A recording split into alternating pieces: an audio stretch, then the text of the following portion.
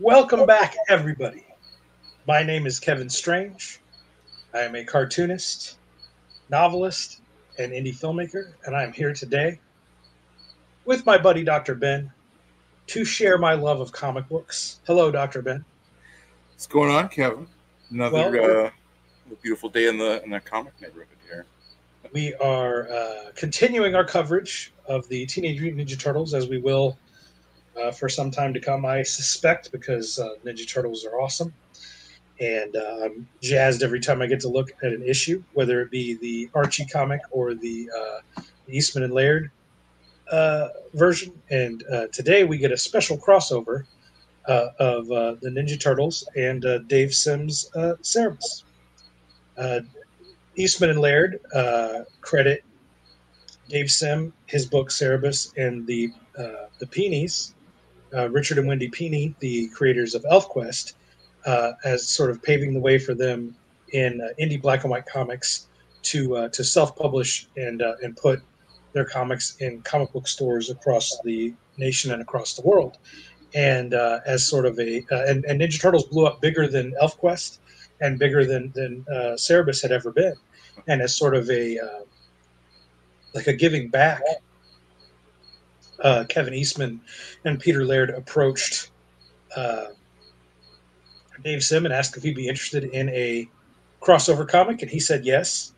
And so many months of painstaking work went into Ninja Turtles number 8, which is a standalone, double size, 48-page monstrous issue, which was written by mostly by Kevin Eastman, and then uh, uh, the dialogue, especially the Cerebus dialogue, was punched up by Dave Sim, and they released Ninja Turtles number 8, and I believe, and gang, you guys can correct us down in the comments if we're wrong about these details. I believe part of the contract with Dave Sim was that they would never reprint issue number 8, and that Dave Sim retained the rights to reprint issue 8 if he so chose. And he did just that. The copy of Ninja Turtles 8 that I hold in my hand is actually a reprint version from just last year with a brand new Dave Sim cover. This is actually a Dave Sim. Hang on, let me pull me. Yeah, wait a second. I thought you had the Brandon Graham one. That's the one I want to see.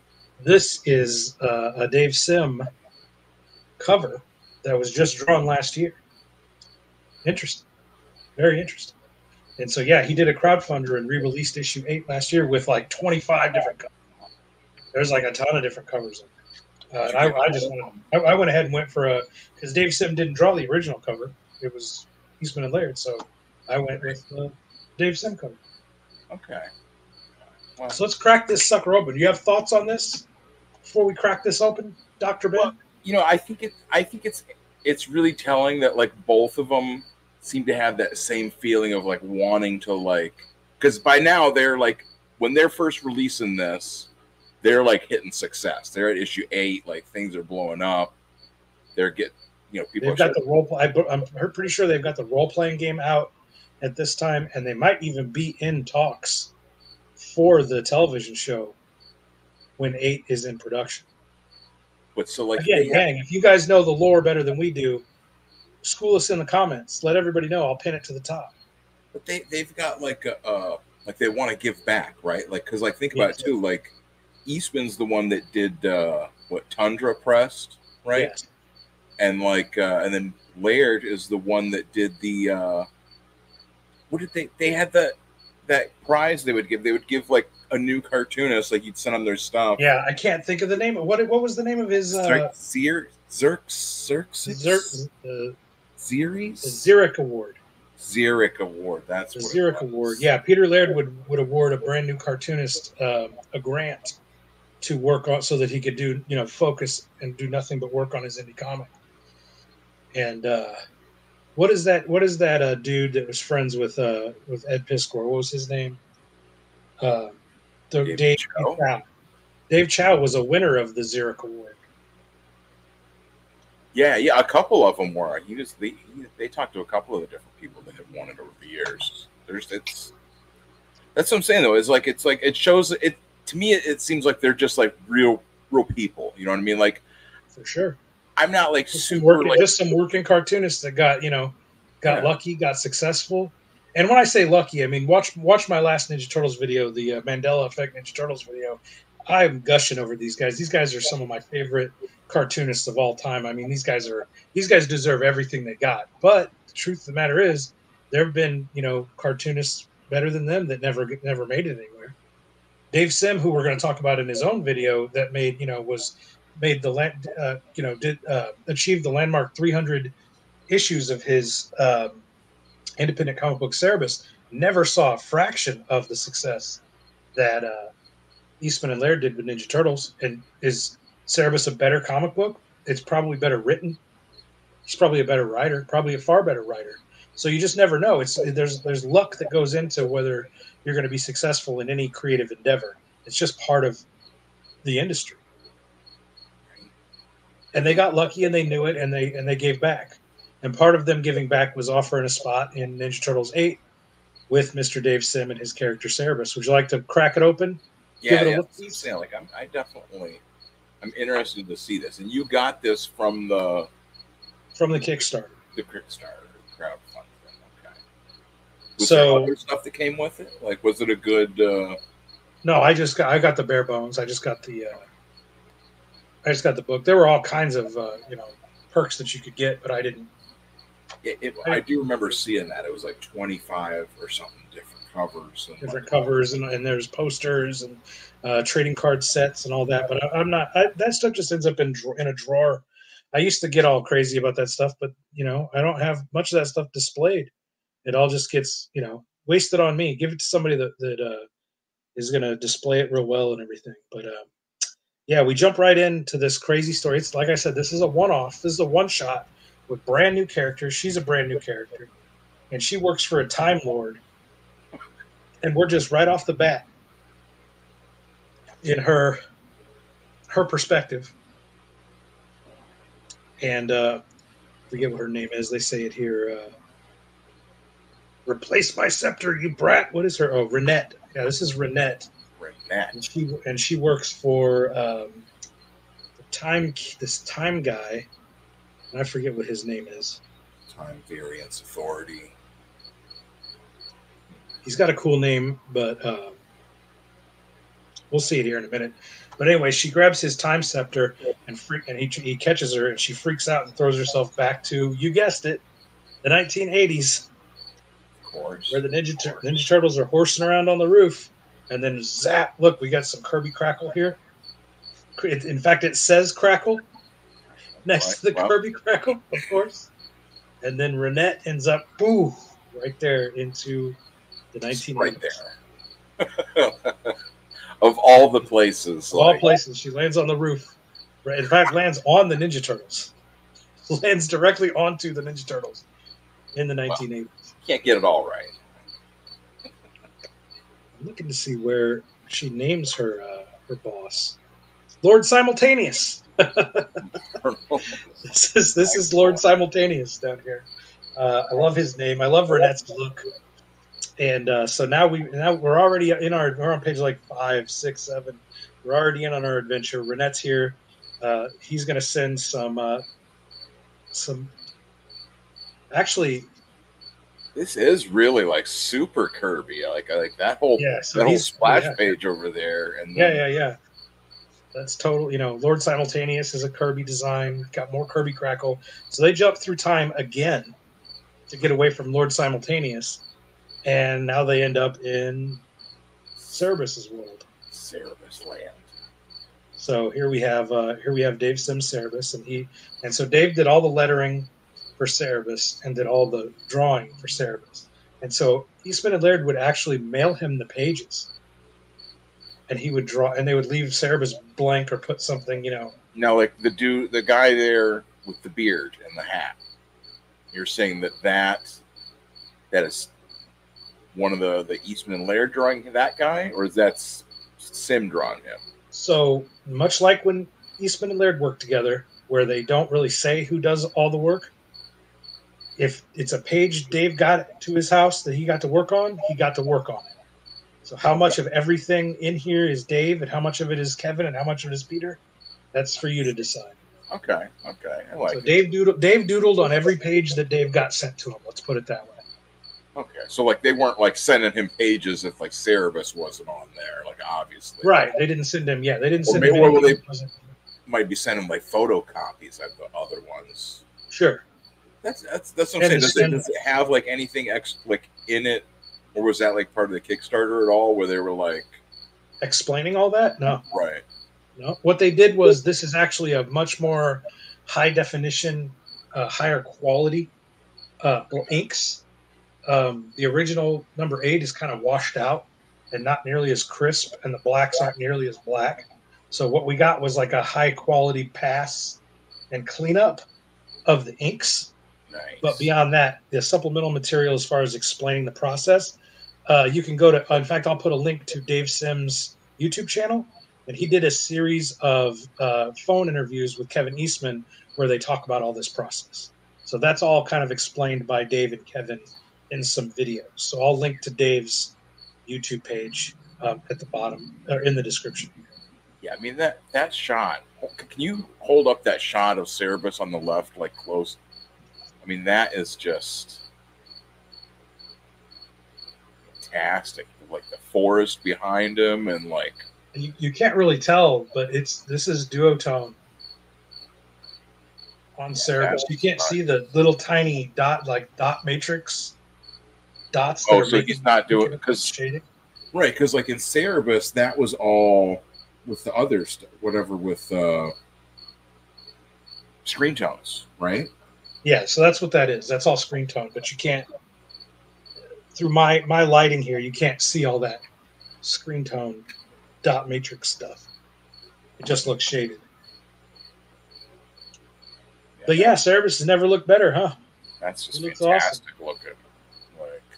This whole book looks great. Here's our villain. Not Lord Simultaneous. This is the villain of this land. This is the villain that Cerebus was there to fight. So he gets a hold of the time. They come tumbling through. The Turtles and Renette come tumbling through time. And this villain gets a hold of the time scepter. So they have to get it back from him. And he's got a really cool looking design here. And remember, this is only the 8th issue of Ninja Turtles. And look how high concept and crazy this is. I mean, it just goes to show, like, you don't need to baby an audience along for dozens and dozens of issues of normalcy before you get weird. Like, just get weird. Right. The audience will come with you. If the audience wants to get weird, they'll get weird with you. Now, was there anything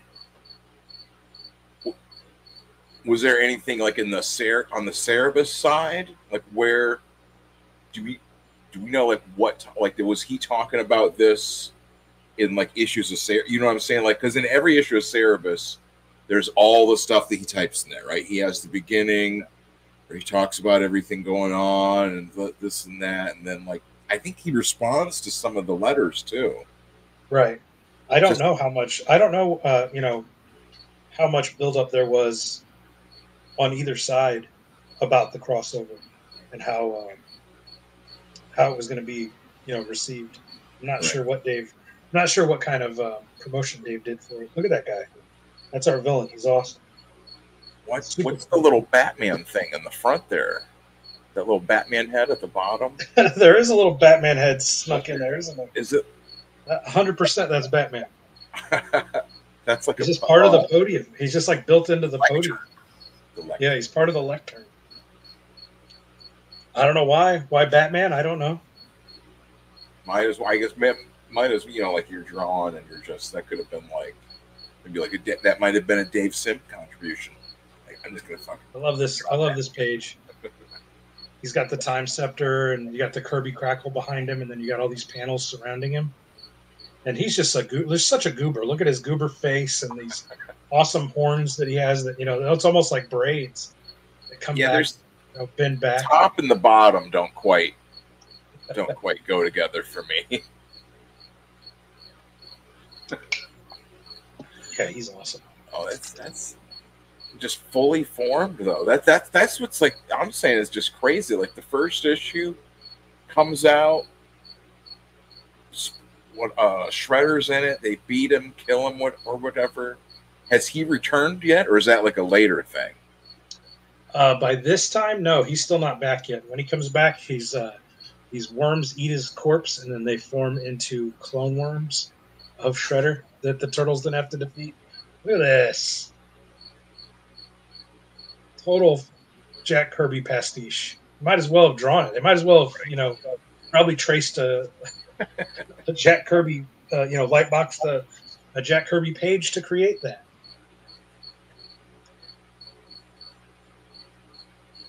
He throws these like rings of energy and catches Renette, Cerebus, and all the turtles. That's something I don't really see as much anymore, right? I don't really see as many like crossovers and stuff, especially from like smaller creators. Right. Like I can't remember if I went over that a lot or not, but there's like there's a like a She and Cyblade from Cyberforce crossover. Yeah. Where it has like just all the dudes from back in the 90s. So like all the Cerebus is in there. And it would be like there was always like stories about like big pictures where like they'd go around a convention and everyone would draw in their character or something. Or it would just they would, or like the big crossovers with Image and Valiant with Deathmate. Right. You know what I'm saying? Like we hardly ever see and this is, you know what I mean? Like imagine seeing something like this. What would like a Turtles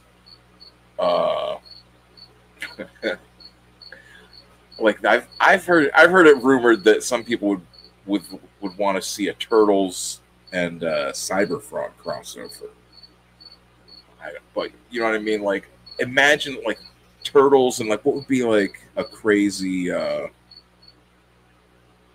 you know what I mean? Like what would they even cross over with nowadays? Yeah, I don't know. Turtles and Fancy Bukowski.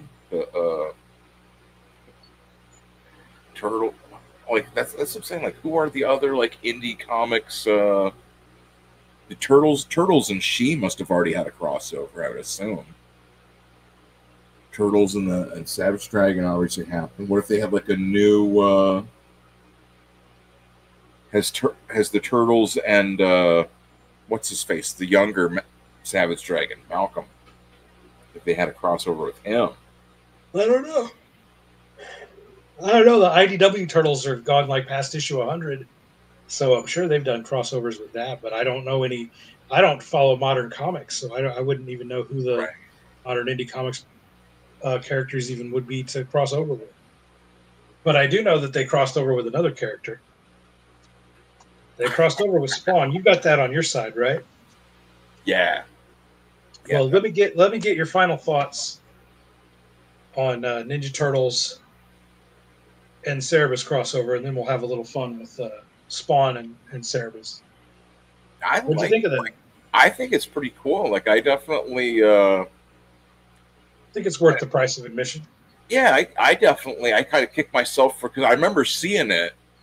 I remember I was like, I don't know, but like I was probably in the middle of a bunch of different things, anyways. But I was just like, I just wasn't even sure what the heck it was. Like it definitely looks like something that would be a good, like story wise. Like it seems like something that like either side could pick up and enjoy.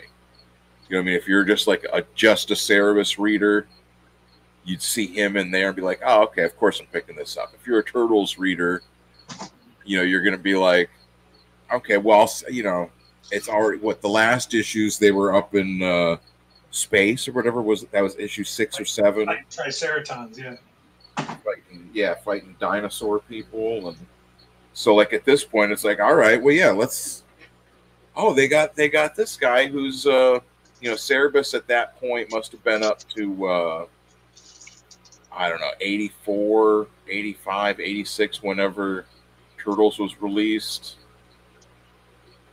I did get a little bit of supplemental. I'm looking at at my paper here. my comic bag and board, and I did get a little bit of supplemental material. This is a postcard Nice. here, and then I got a couple of trading cards. Is that a Dave Sim That's Dave watercolor? Sim. Yeah, Dave Sim watercolor. Nice. That's... Then I got a couple of cards. This is original art card 86, but it's blank, so I don't know. I was supposed to pay for that to have a sketch. I guess this is the sketch card that if you pay for that tier, yeah, I get to draw it on there. But then I do get a Cerebus. Number 225, numbered. Art by Dave Sim. So I got a couple little supplemental things. Again, this stuff's lost on me. I'd forgotten it was even behind my bag and board. So, but let's get into real quick here, and then we'll get out of here. We're not going to spend much time on this, but for shits and giggles, let's take a look on your side at Spawn number 10, Todd McFarlane. Not to be, Dave, Toddy here. I heard you did. I heard you did a crossover with those Turtles guys. What would you say about my character Spawn? Spawn's way cooler than those Turtles. Dave, what do you say? Story by Dave Sim, art by Todd McFarlane. So he was able to talk Dave into letting him draw his character, as long as Dave got to write the story, I guess. Notice Tom Orzechowski is not just the letterer, but also the editor. Okay. Yeah, he's a local creator up in Cleveland. Everybody's from Cleveland. That's what I'm saying. This is comics town, C-town. Was this still when Image was distributed by Malibu? There's the Malibu logo there. Yeah, it has to have been. If it's still, that's crazy. This is May of 1993 is the date. Dedicated to Don Heck. But yeah, this is just Dave Sim. The issue before this was that issue 9, where like I think he went. Something happened in that Angela hit him or something and messed him up somehow, and he came back. And so it's kind of like, it's almost kind of like implying that like he died like again or something. And Spawn is he has already died. His character Al Simmons died, and then made a deal with Malajabolia or whatever. Malbolgia to come back, and the deal does seem really shitty because he comes back and it's like he doesn't know really anything. He's got like so much of his memory is gone. I don't know. Well, anyways, but this is like more of like kind of like a philosophical issue. You have this panel where he's like all these superheroes, fallen superheroes. Right. Injustice, save us. Injustice, help us. All their creators are over here tied up with nooses around their necks. Yeah. No. Implying that the creators don't have control of their own characters. I mean, but Spawn and Cerebus are free. Spawn looks just so cool. Like that's the thing. Like you can never like deny. Like Spawn is just so that. Oh yeah, we'll do issues on Spawn. I mean, I have like the first 20 issues of Spawn. Can you name who all these guys are? Fuck no. I see the Hulk. I see Batman. I see Shazam. Shazam. I see Spider-Man with the black suit. I see the Flash. I see the Thing. Spider-Man with the red suit. Is that the Joker? Yeah, Joker hand. And is that Captain America probably? And is that Wonder Woman next to Batman? Oh yeah. Punisher. Who's the yellow one? I don't know who the yellow one is. What about that? Maybe is that Aquaman? These guys, who are they? I was going to say Iron Man, but that's a thick arm. Iron Man. There's Doc Ock's tentacle coming out. Oh yeah. I I kept looking at that. I didn't even like recognize like. That's Doc Ock. All the way over here to the left, there's Superman. So to the right of another that, one of these ones that just kind of looks like just a metallic hand, but above the metallic hand, that's Superman. That's yeah, the blue suit. Yeah. Superman's there. I think that's maybe like who's Hercules? That? Maybe I don't know. But yeah, I always thought that it was just like such a cool. Oh, Wolverine! Wolverine. What? Above Wonder Woman and the Punisher. Look, you can see the. Oh yeah, that's Wolverine. But who are these guys? Oh, I don't know. I didn't. Well, we didn't name them. I'm saying I mean, like some of them might be kind of like just. The only ones I don't know are the only ones I can't get are next to the Thing in Spider-Man with the wrist, the red wrist. Who is that? To the right of to the left of the Joker. Right, maybe that guy. Don't know who that guy is, and I don't know who the red hand. Don't know who that is. This one? That one's the Flash. Flash. I bet that's Captain America. This one here, the red glove, and then there's white. I'll take that as Captain America. So then the two metallic hands. Don't know them. Another metallic one. Maybe one of them is supposed to be Colossus, but that's just kind of maybe Venom. No, I bet that's supposed to. Maybe that's Venom. Yeah. His his Thing hand is pretty cool too. Yep. Yeah, that's what I'm saying. Like Todd is like such a crazy. The way he gets textures and stuff. We might as well have done this as its own video if we don't keep moving. Hell yeah. Let's keep it moving. We didn't even get to the Cerebus. I didn't even get to him, did I? I didn't even show you the. Yeah, he's like going through all this crazy stuff, and then he just kind of wakes up into this weird, like black and white noir. It reminds me of that Strange Death of Alex Raymond that Dave Sim did. Yeah. Like all these just kind of old, realistic backgrounds, and then it's just back into like his. This is. Oh, wait a second. Why is you look at Todd? Look at Todd's rendition of what a child's supposed to look like. Is that not nightmare fuel?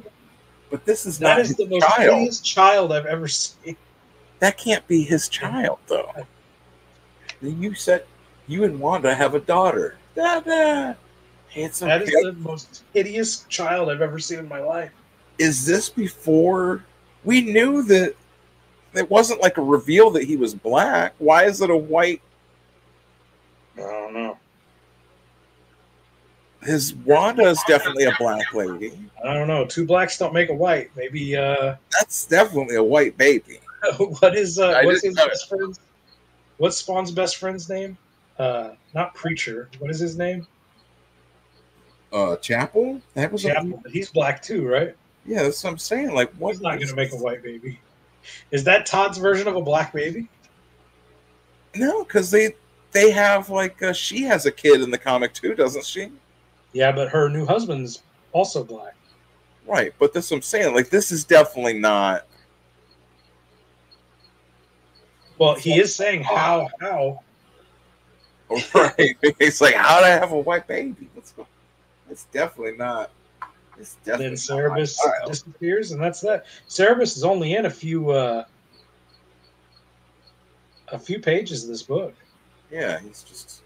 So look to that last page again, though, because he makes a point here at the very end. One more over. Seven pages. Spawn is trademark and copyright Todd McFarlane. Cerebus is trademark and copyright Dave Sim. Forever.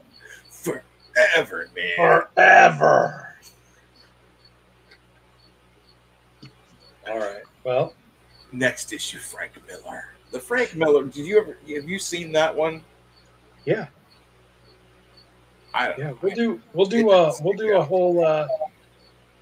We'll do deep dives into all the Spawn stuff for sure.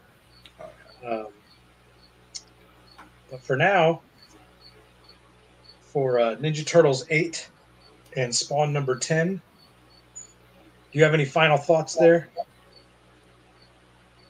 I want more people to do crossover stuff again. That's what I want to see. I want to see more, you know, see more people do. I want to see more Turtles. Dave Sim's still around. I've seen him do a couple like little pieces lately for people. People have got, you know. Yeah, he's doing work. He's doing work again for sure. And we'll link to him in the description, and you can check out his YouTube channel and see what he's up to. We're also going to link Dr. Ben. You want to drop your new comic in there? Tell us about it real quick before we get out of here. I'll just stick to holding up. Well,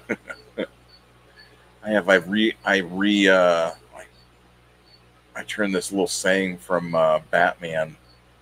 Turned this into my little part of my lore where, you know, fellas have said some pretty mean things, some of which were true. One thing I am not is a killer. I'm a cartoonist. So yeah, this is so I'm working on right now is sort of like a weird auto bio inside almost like a being John Malkovich, I guess is how you might think of it, being John Malkovich, but if he was you know, me instead, or not, you know, not John Malkovich, but that going inside someone's brain, that's basically the idea. And you can find this at Dr. Ben's links in the description to his YouTube channel. And and you can find all my work at my Patreon page in the description. Nearly 20 years of comic books, novels, and independent films from yours truly for only $3 a month at the Patreon. That link is in the description. Or you can become a channel member for only $2.99. You can join here on the YouTube channel membership and get access to these videos early before anybody else sees them. You can scoop up your copies of these awesome books before anybody else gets a chance to, after we review them. So for Dave Sim and Todd McFarlane, it's Toddy. It's Toddy. I want you to buy Ninja Turtles number 8 and Spawn number 10 from eBay. We will catch you in the dollar bin, gang. See you next time.